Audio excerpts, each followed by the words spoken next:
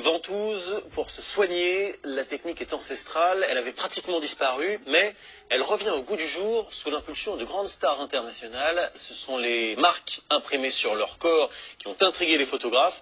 Mais au-delà du phénomène médiatique, quel est l'intérêt thérapeutique? C'est ce qu'ont voulu savoir Nathalie Pellerin et Jean-Yves May. Jeux Olympiques de Rio, le nageur Michael Phelps surprend les spectateurs avec ses marques rondes sur le dos. À la plage ou sur les tapis rouges, le chanteur Justin Bieber ou la comédienne Gwyneth Paltrow exhibent les mêmes marques de ventouse. Quand on voit des stars mondiales l'utiliser, on pense et on s'assure du fait que ça fonctionne bien. Jordan Noblet est lutteur en équipe de France. Depuis un an, plus question pour lui de se passer de cette thérapie par les ventouses.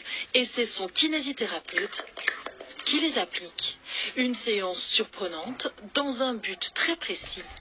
Vous avez des zones avec une stagnation assez sévère, importante de sang en profondeur qui a besoin en fait d'être libérée, et donc on fait un afflux sanguin pour le ramener dans la circulation. Il y a des zones qu'on ne peut pas détendre avec les mains, qu'on peut faire avec les ventouses.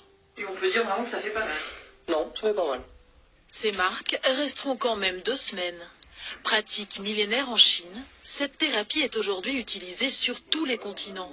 Cornes de vache ou bambou font parfois office de ventouse. Ce médecin parisien utilise les ventouses traditionnelles en verre. Quand j'introduis la flamme dans la ventouse, ça enlève l'air, ça supprime l'air. Donc il y a un vide qui se fait. Et quand je pose ce vide sur la peau, ça provoque une aspiration. Si je peux éviter de prendre des médicaments, je le fais. Et donc, c'était une méthode qui m'intéressait. Dans ce cabinet, on traite aussi les problèmes respiratoires avec les ventouses. Des gestes bien connus de nos grands-mères.